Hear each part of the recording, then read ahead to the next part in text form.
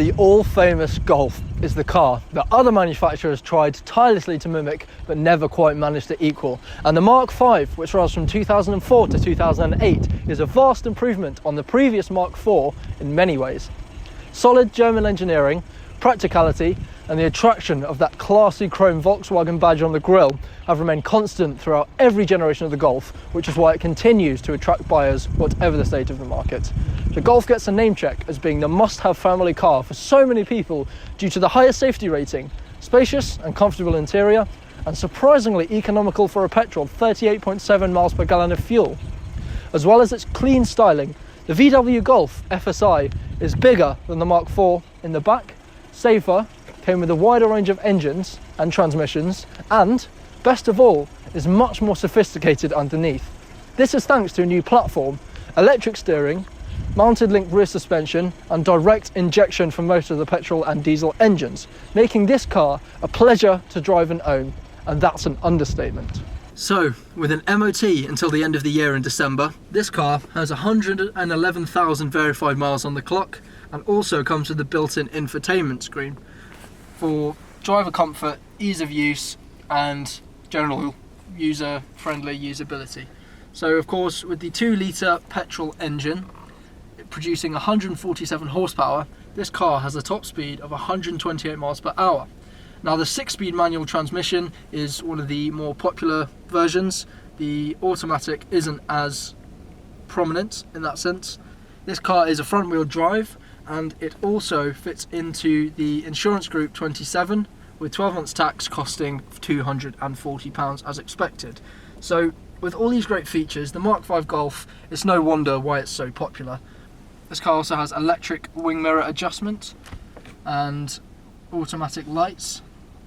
It also comes with a load of great features such as folding rear seats, anti-lock braking system, it has a CD player also built in, and the passenger, driver and side airbags show why it's achieved the maximum 5-star Euro NCAP safety rating as well. Now of course it has electric windows in the front, as it is a 3-door, the back ones don't open, otherwise it would be electric as well. The power assisted steering makes for a very, very nice handling and easy steering whatever the situation, so you have full control of the vehicle. The mirrors, not just being electric, are also heated to stop them from icing over and ensure you can always see wherever you're going, and driver experience is very, very high on the list of reasons to buy this car. Now of course that's not all. The car comes with a service indicator. It has a spare space saver wheel. This car also has a service indicator, so it will communicate with you and let you know when it's due a service. And the space saver spare wheel in the rear gives extra boot space to ensure that you can fit everything you need in there. And the steering wheel adjustment, again, it's the same with most other cars, where you can move it to the exact position you'd like and ensure that it's in the perfect position for your driving style. So with all of that in mind, the Golf is very, very easy to tailor to your driving experience, and you can adjust the seats and the steering wheel to fit the perfect height or perfect distance for yourself. And the driver infotainment screen allows you to, when driving, just have that extra ability to play music whenever you want, whatever music you want, as it has Bluetooth connectivity. And I believe this car also has a built-in aux cable. So, with an MOT until the end of the year and 111 verified consistent miles on the clock, this car is in prime condition. Of course, the age of the car, you do expect some general wear and tear around the edges, and as the car's been driven and used and enjoyed by all the previous owners, you do expect it. But of course, the condition that it is in for the age is actually, very, very good. Now, it has some other great features as well, of course.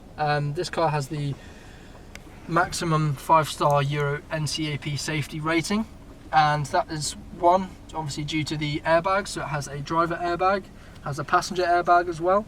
It has the side airbags, and it is very stable on the road, so you don't have to worry about any sort of uneven steering, anything like that. It's all very consistent. The power assisted steering makes the handling very, very nice and comfortable, similar to a BMW, and it's one of the main reasons why this car is so popular.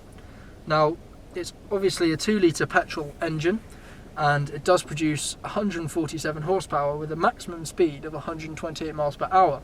Now, this is quite impressive. Although it is a 2-litre petrol, this is quite impressive as the size of the car and the specification, you know, you kind of expect it to be a mid-range family car, everyday driver, which it is, but it also has the capability to be something more for those of you who would like it to be.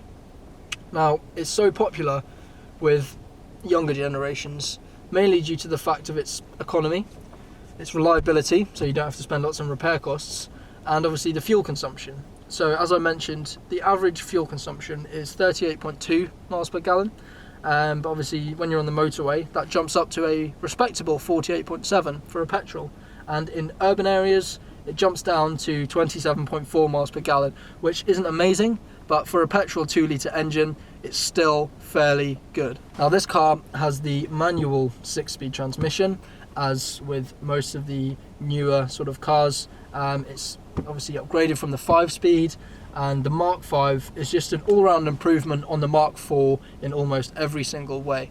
So we'll take it for a quick drive and show you the state of the car, show you how it drives and how it handles the roads, so you can imagine yourself sitting in the driver's seat, taking this car and showing you what it can do.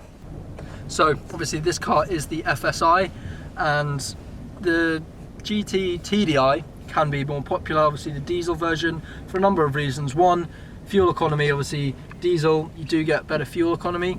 However, with the petrol, it's more of a classic drive, and the engine is obviously a petrol engine, so you get that nice sound that you would get with any petrol engine without having to have those, you know, higher emissions levels or anything like that at all.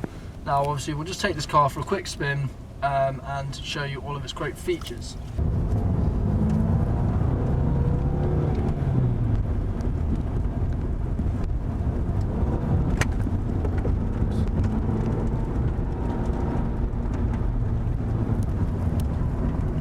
So as you can see, the handling on this car, very nice and easy. Obviously we don't recommend using one hand on the steering wheel. You don't have to sort of wrestle with the steering wheel or anything like that. It's very nice and simple, very nice and easy, and you can go exactly where you want to go. There's not enough play there for it to be sort of loose, but it's not so responsive that the tiniest adjustment will send you, you know, sliding one way completely or the other. The gear changes are all very smooth, going up now from second to third. No issues there at all. And then also when it comes to reversing, this car very comfortably. So as I mentioned, this is very, very popular as a family car due to the spacious interior and wide range of interior features, such as the infotainment screen mainly, obviously the aircon, both hot and cold, climate control. You also have the service indicator on the dashboard, which tells you the health of the car, shows you exactly what needs to be done and when, for example an oil change, so you can stay on top of it, make sure you don't get behind, and ensure this car is always in perfect working condition. The transmission is very smooth, the gear stick is very nice and perfect position for you to grip it, and also these carbon trims here on the sides, on the wheel, and above the glove box down there as well. So that just adds an extra bit of aesthetic quality to the inside and just gives it a sort of bit of a nicer, really a nicer feel to it. So when it comes down to its rivals, obviously it is a 3-door blue hatchback, and it rivals cars such as the Ford Focus, Ford Fiesta, and honestly it just blows them out of the water in almost every single way. The German cars are very well known for having such a good reliability and consistency, and when it comes to repair costs, it's not going to cost you an arm and a leg. If you do ever need to fix this car, all the parts are relatively cheap and can be sourced relatively easily, because it does share a lot of parts with other German cars and makes and models such as BMWs, Vauxhalls and Mercedes. So sourcing these parts is rather easy, rather cheap, and you can efficiently rely on the fact that this car is not going to cause you many problems at all, if any.